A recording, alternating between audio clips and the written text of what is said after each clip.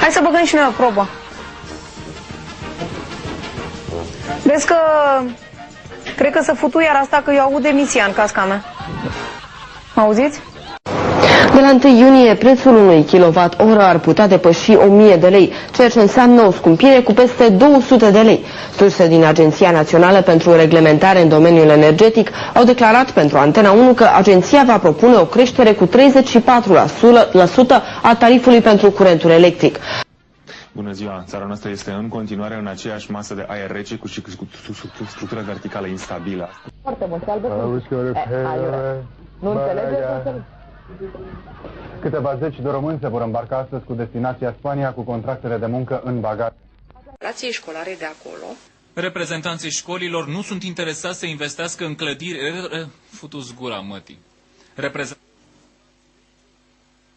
În clădiri retrocedate, mai ales pentru că orice modificare poate fi făcută doar cu acordul. Așa nu vin oameni la vot, că n-au înțeles nimic, domnul Marinescu. Niște cozi dumneavoastră, liderii PDL-ului. Ăștia sunteți. Nu trebuie să mai fiți niciodată nici în Parlament, ci nicăieri. Dumneavoastră aveți o față de bideu ce nu se poate, doamnă. Sunteți un om atât de mărunt. Haideți. Nu, haideți, vă rog. Vă rugăm foarte frumos. Și mai are lucru, bă, o ecuație. Faci 18% din X egal Y. Când înlocuiești pe Y în a doua ecuație, faci o ecuație gradul întâi cu două necunoscute și după aia spui X plus Y egal suma totală și îl scoți pe Y și după aia îl scazi din suma totală pe X și îți dă Y. Ce mare râsul e? Era o ecuație, mare ecuație. Da, să mor de foame, n-am mâncat nimic de la alte. Alea portocalii. Astea sunt ale mamei tale. Da, ale mamei mele, exact. Poftim mama mea. Ești frumoasă. Te-ai lăsat de fumat? Te-ai lăsat de fumat? S-audă tata, te-ai lăsat de fumat? Cabral, eu nu mă mai văd. Eu plec cu mamele, cea mai frumoasă cu mine. Mama, uite ce nu ești tătă. Te-ai lovit? S-a mai văzut în direct? Nu te-ai văzut în direct? Nu s-a întâmplat nimic. N-ai fost la cadru. Aoleu. Hai să nu scondem. Doamne, să ieșim. Să urmează proba 2. Succes în continuare. Mulțumim foarte mult. Mulțumim mult. Au scăpat ca prin urechile acului. Doi bărbați au fost cât pe ce să pățească ceva foarte rău după ce mașina în care se aflau s-a prăbușit peste care Cei doi tineri erau în timpul serviciului, iar mașina era...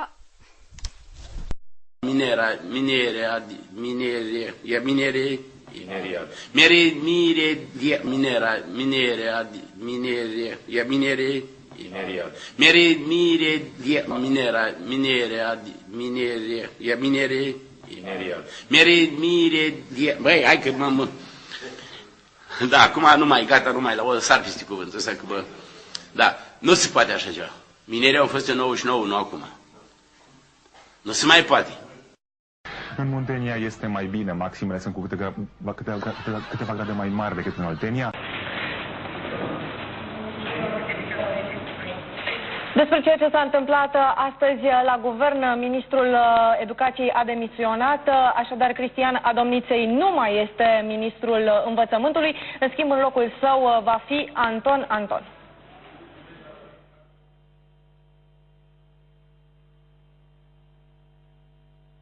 Ministrul Educației avea principala responsabilitate în gestionarea, în prevenirea în primul rând, și în gestionarea situației legate de majorarea necontrolată și irresponsabilă a salariilor de la Parlament. Nu am nimic, v-am zis, schimbați-mi laptop. Vă mulțumesc, vom reveni cu știri la jurnalul orei 24. Dar marele bal abia se pregătește. Petrecerea de aseară e nimic pe lângă ce urmează. Cele mai luxoase rochii însoțite de cei mai în vogă pantaloni vor urca în câteva momente din nou pe treptele Palatului Culturii. Cele mai scumpe rochii se poartă bijuterii scumpe adaptate rochilor de țeară. Doar petrecerea este pur românească, doar șampania este franțuzească. Petrecerea este fără bal, este fără dar, cuplul princiar acceptând doar câteva opere de artă. Petrecerea începe la ora 20 și durează până la ora 1 noaptea. Mâine dimineață prințul Ștefan și prințesa Irina își vor face bagajele și vor pleca în săptămâna de miere într-un periplu pe la mănăstirile din nordul Moldovei.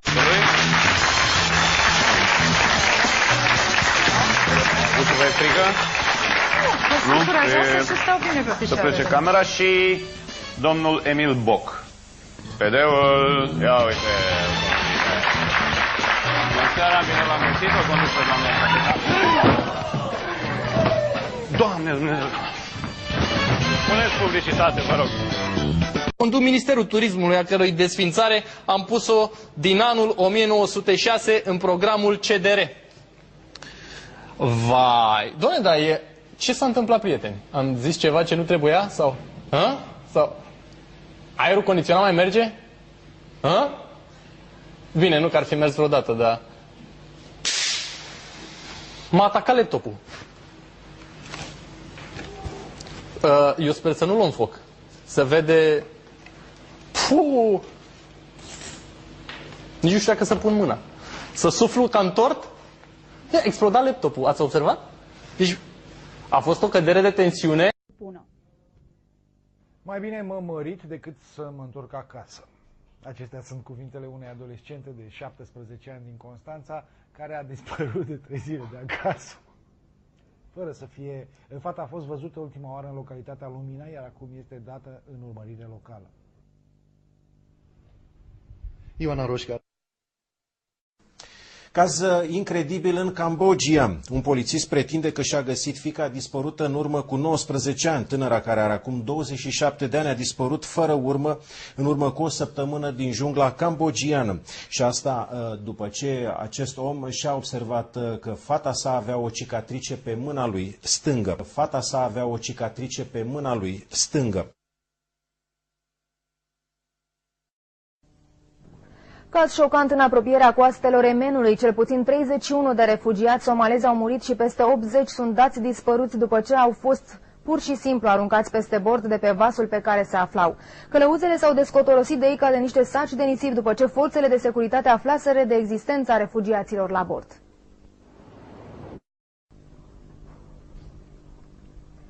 Dioceza din Roma a finalizat pregătirea dosarului de beatificare a Papei Ioan Paul al II-lea. Potrivit unui purtător de cuvânt din cadrul instituției religioase, săptămâna viitoare, când se vor împlini 2 ani de la decesul fostului suveran pontif, dioceza va amâna Vaticanului 10.000 de pagini de documente pentru a fi analizate. Dosarul de canonizare finalizat în timp record va fi parafat săptămâna viitoare în cadrul...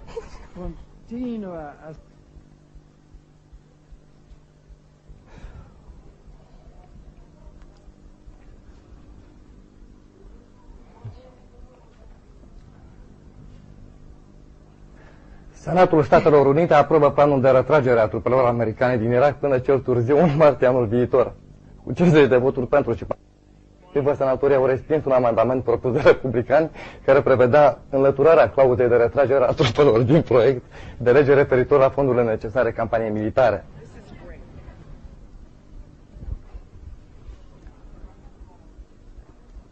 Casa Albă a anunțat la scurt timp că președintele George Bush va face uz de dreptul său de veto pentru a se opune planului. Votul dat de Senat reprezintă o victorie pentru congresmenii democrați și o înfrângere a liderului de la Casa Albă. Și aceasta cu atât mai mult cu cât și Camera Reprezentanților a sprijinit planul de retragere a trupelor în cadrul unei sesiuni organizate săptămâna trecută. Camera a votat vineri proiectul de lege care stabilește o legătură între finanțarea războiului și o retragere din Irak până cel târziu la 31 august 2008. Cât de cât prin fundamentarea bugetului, deci solicitarea a fost destul de mare. Noi, Galațiu, ne-am confruntat cu o situație mai specială cu ISPAT. A fost și acea perioadă. A fost și acea perioadă cu acea perioadă. O să rog colegii dacă au pregătit un moment promoțional foarte. Și o să revenim după aceea în foarte scurt timp cu doamna Modiga. Ce scuze, la fătă. Răcetă și tu că sunt, dar nici așa. Dacă imediat. Puțin poșeta. Da, imediat ca să-mi văd. Nu se împingea niciodată.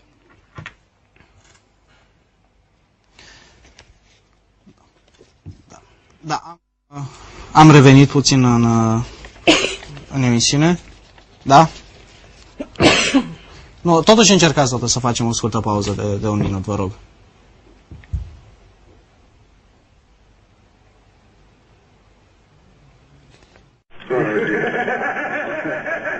V-a survenit Nicu Diaconescu. Era un reportaj cu noastră la Ghețea că ați luat-o, ați luat-o Caterinca, v-a uitat să ne spună instrucțiunile. Publicitate. Păi nu, și un suc, o să avarină și un suc. N-are bani de suc, da. N-aveți bani de suc? N-aveți bani de suc, domnule? Hai că pariuri pe invers și de fapt Steaua să câștige titlul să califice CFX. Da, pe invers să place. Doamnelor și domnilor, mâine seara ne întâlnim cu marea campioană Elisabeta Lips. Bună seara, noapte bună, sper să scăpăm cu bine de aici.